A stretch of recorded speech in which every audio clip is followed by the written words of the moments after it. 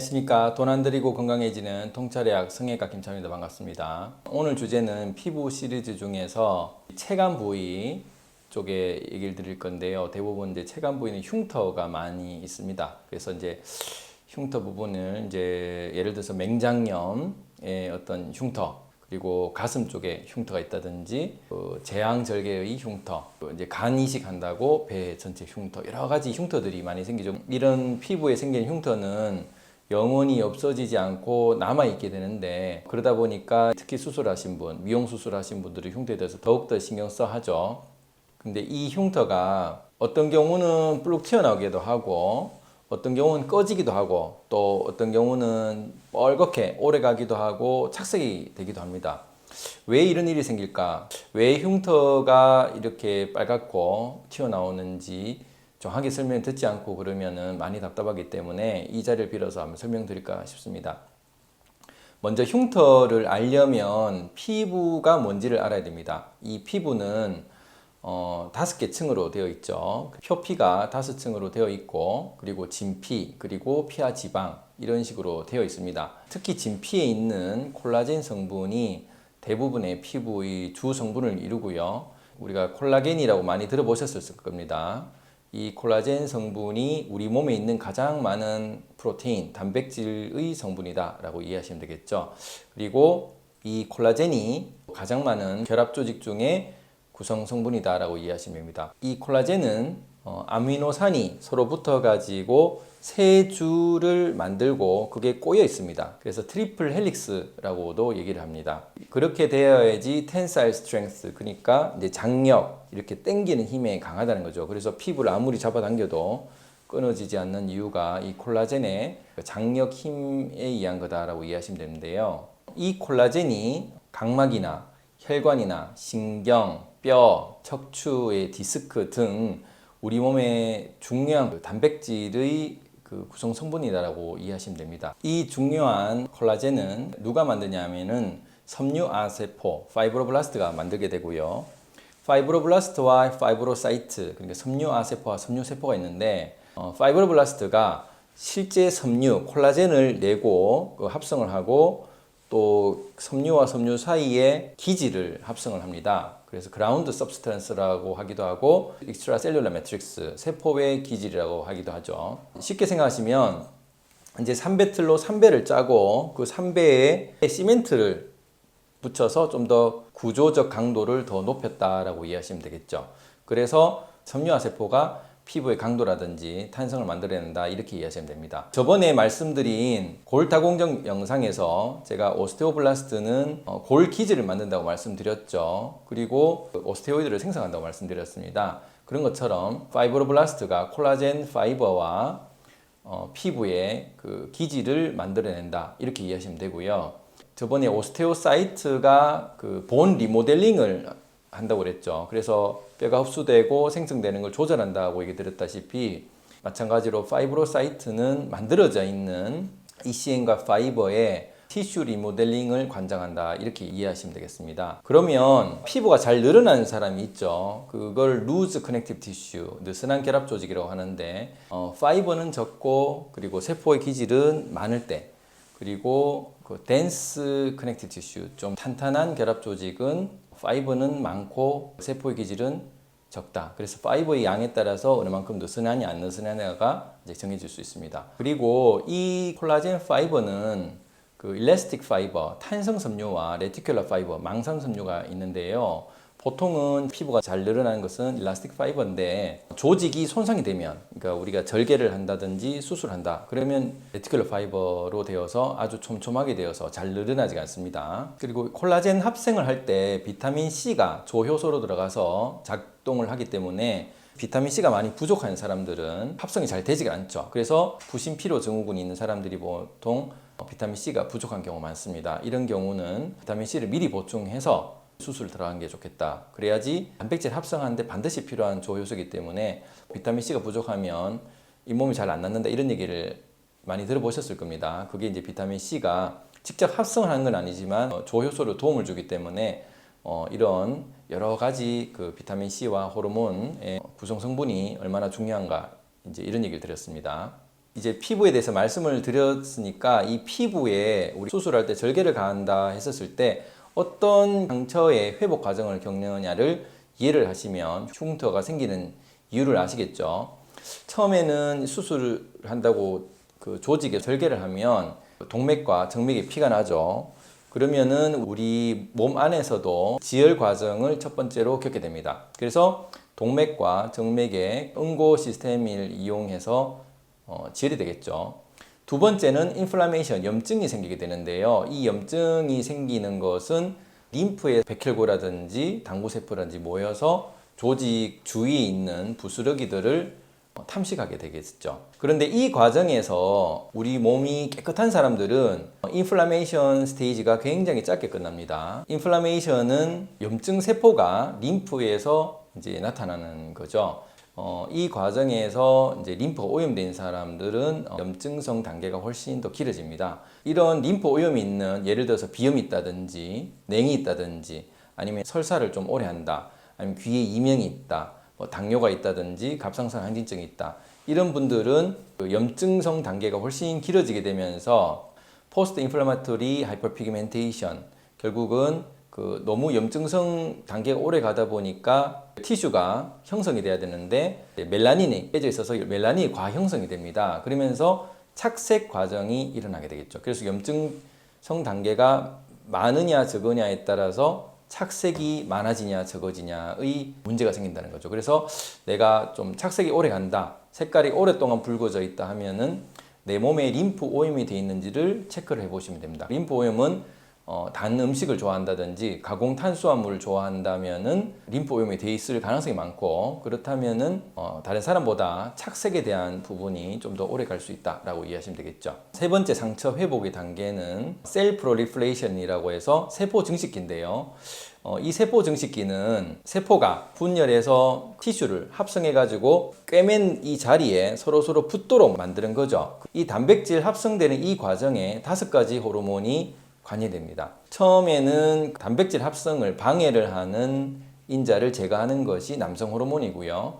그 다음에 실제 단백질을 합성해서 서로 조직이 붙도록 하는 것이 성장 호르몬, 그리고 단백질 합성 속도를 좀 더 빨리 늘리는 것이 갑상선 호르몬이 되겠죠. 그래서 성장 호르몬이 나오는 시기는 밤 11시부터 4시 사이기 때문에 낮에 우리가 수술했더라도 실제 낫는 시기는 밤 11시부터 4시 사이고, 이 성장 호르몬이 영향을 받는 시기인 밤 11시부터 4시 사이에 잘 자질 않으면 실제 흉터가 낫는 세포 증식기가 길어질 수 있다라고 이해하시면 되겠죠. 그리고 성장 호르몬은 세포를 분열해서 합성하는 거고, 이 세포 자체 크기를 키워주는 것이 인슐린 호르몬입니다.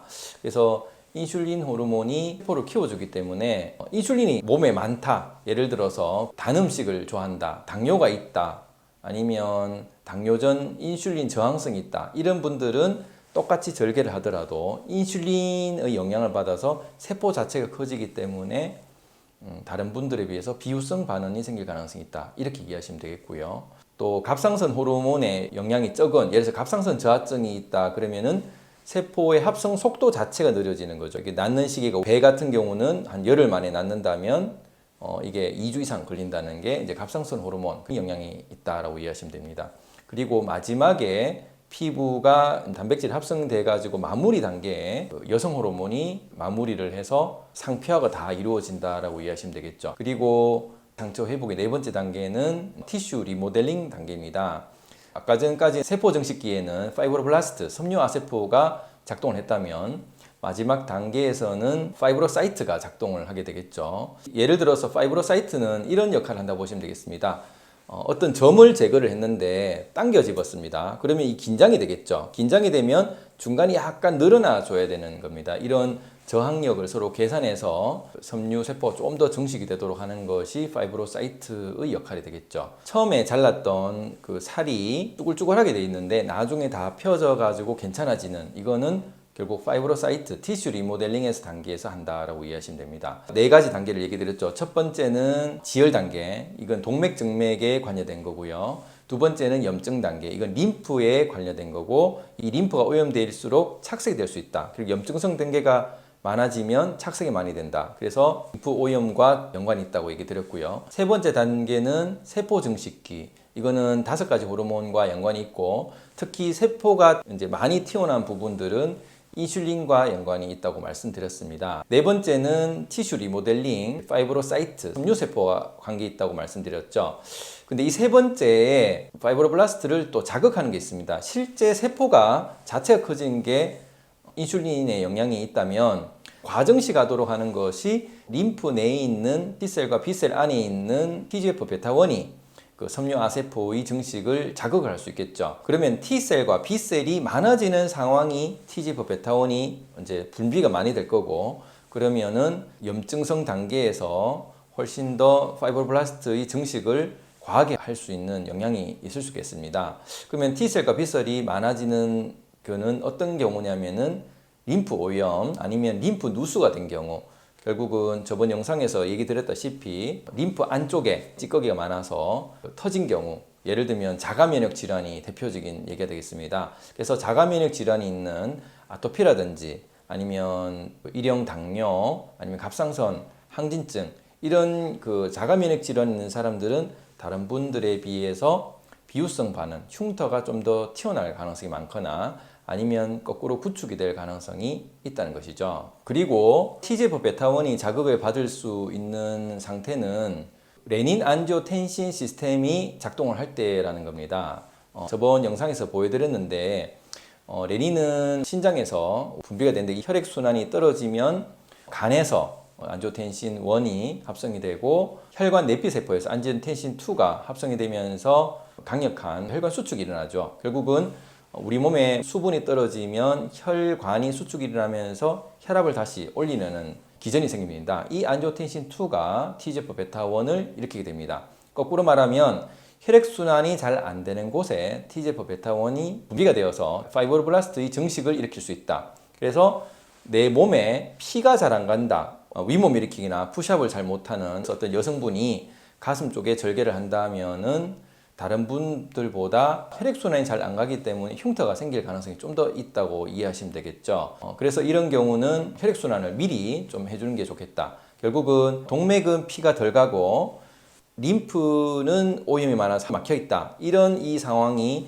수술을 했었을 때 세포가 건강해지지 못해지는 상황이라서 섬유아세포가 시멘트를 더 많이 발라가지고 그 길을 경고해 준다는 거죠. 그리고 이 시멘트는 결과적으로 필터 역할을 합니다. 레티큘러 파이버를 내기 때문에 3배 섬유처럼 격자 모양으로 틀이 되어 있기 때문에 필터 역할을 해서 내가 만약에 가공식품, 화학 첨가물을 많이 먹는다. 그러면 그쪽에 다 필터가 걸려서 여러 가지 색깔을 내죠. 어떤 솜은 거무튀튀한 색깔을 내기도 하고 빨간 색깔을 내기도 하고 쪽이 가렵다든지 여러 가지 정상을 호소하게 됩니다. 결국 흉터는 먹었던 음식이 화학 첨가물 때문에 흉터 자체 내에 불금 증상이 오래 간다든지 아니면 림프 오염으로 인해서 튀어나온다든지 또 그 오랫동안 염증기가 있어서 착색이 된다든지 이런 현상이 생길 수 있다는 거죠. 결과적으로 우리가 수술을 하고 나서 의사 선생님한테 왜 나만 이렇게 흉터가 큽니까? 왜 나만 이 흉터가 착색이 됩니까? 뭐가 잘못된 거 아닙니까? 라고 물어볼 수가 있는데 결과적으로 내 몸 상태가 좀 좋지 않았기 때문에 그런 것이다. 그래서 이런 흉터를 걱정을 하신다면 미리 몸 상태를 만드는 게 좋다는 것이고, 그러면 미리 가공 탄수화물을 섭취를 하지 않으셔서 이 흉터를 튀어나오거나 착색이 되는 것을 막으셔야 된다는 것입니다. 오늘 어떠셨는지 모르겠습니다. 흉터는 결국은 없어지지 않는, 영원히 남는 거지만 자기 몸 상태에 따라서 굉장히 보이지 않을 정도로 눈에 띄지 않는 경우가 많을 수도 있고, 자기가 먹은 음식, 그리고 자는 시간, 그리고 운동을 하지 않아서 림프 오염이 잘 빠지지 않는 이런 생활 습관들이 흉터를 좀 더 나게 할 수 있다. 그러면 이 흉터를 최대한 줄이려면 수술하고 나서 아니면 다치고 나서 밤 11시부터 4시 사이에 일찍 주무셔야지 성장 호르몬의 합성을 영향을 잘 받을 수가 있고요. 그리고 림프 염증이 없어야지 염증기를 최대한 줄이셔가지고 착색을 줄일 수가 있고, 그리고 TGF-베타1에 의한 자극이 없어서 흉터의 과형성을 막을 수 있고, 그리고 인슐린 혈증이나 인슐린 저항성이 없어서 세포의 크기가 커지는 일을 막게 되면 수술 후 흉터를 관리를 좀 더 잘할 수 있지 않겠나 싶습니다. 감사합니다.